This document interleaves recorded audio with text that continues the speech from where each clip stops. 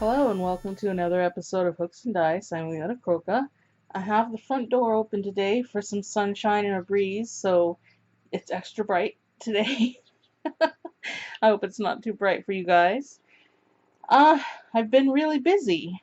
I showed I don't know if I mentioned the epaulets in the last episode, but I'm making crocodile stitch epaulettes to wear with a tank top, not this one, an actual tank top, and it's gonna sit about this far down on the shoulder, and it has white fringe.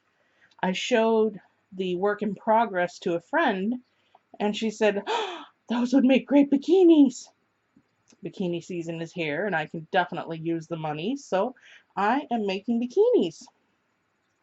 I stopped working on the blanket to make bikinis real quick because I'm going to make them to order.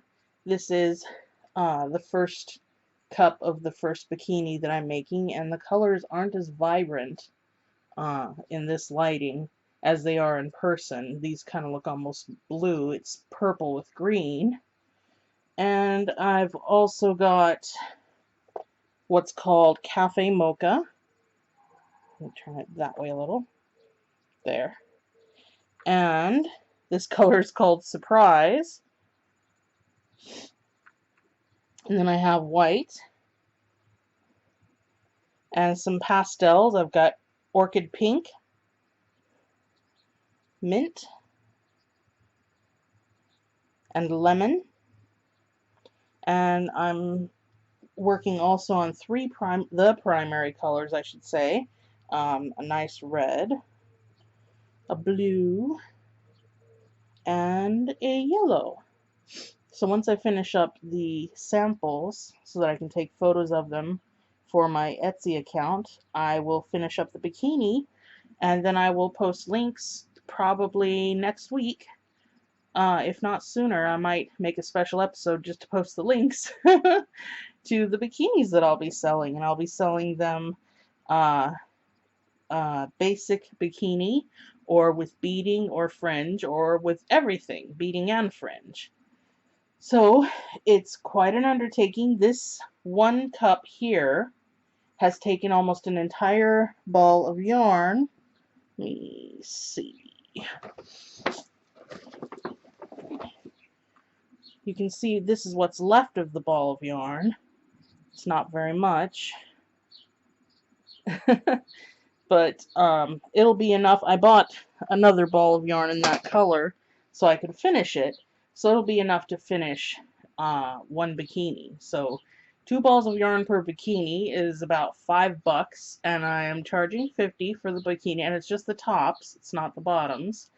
Charging 50 for the unembellished, 55 for fringe or bead, and 58 for both. So it's a really good deal. It's, you know, it's sturdy. The multicolor is acrylic, and the solid colors are cotton.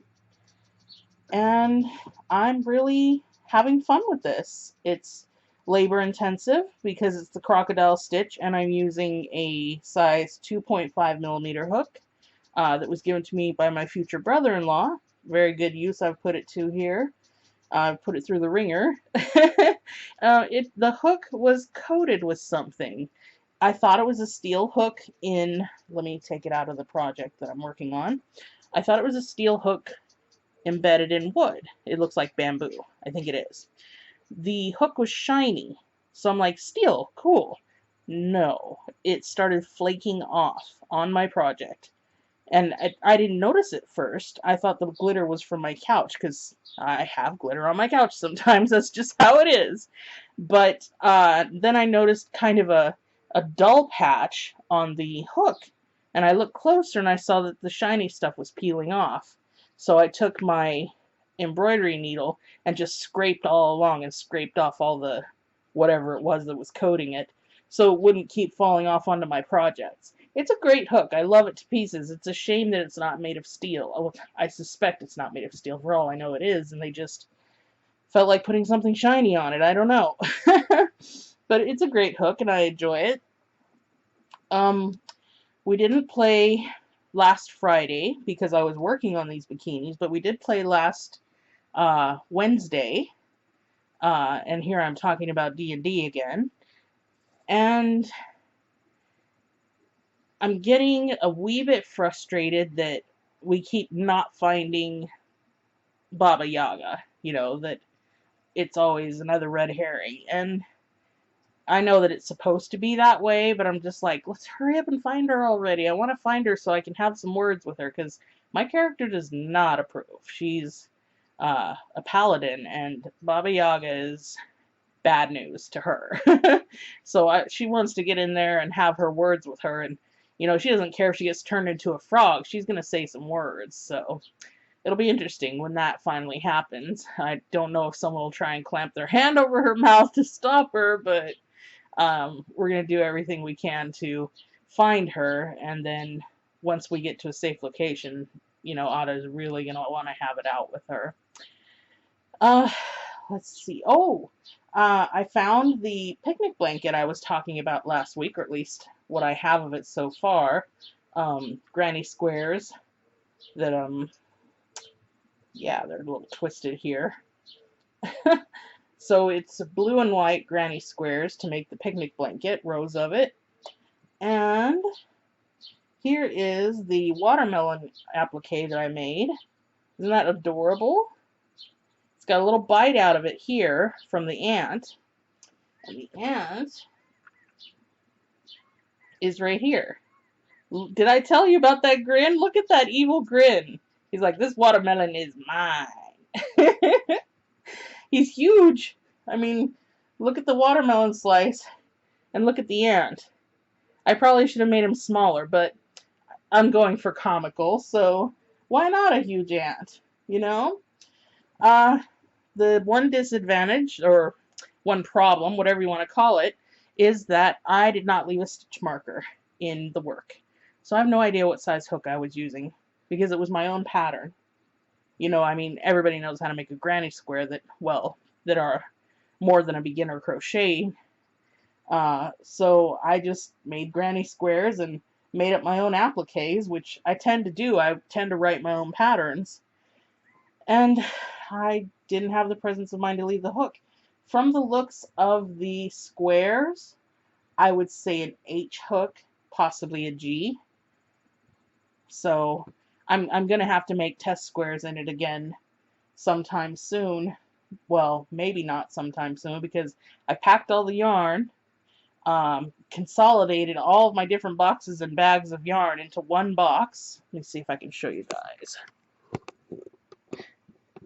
Those two big boxes over there, the one that say contents, one of them is fabric, one of them is yarn.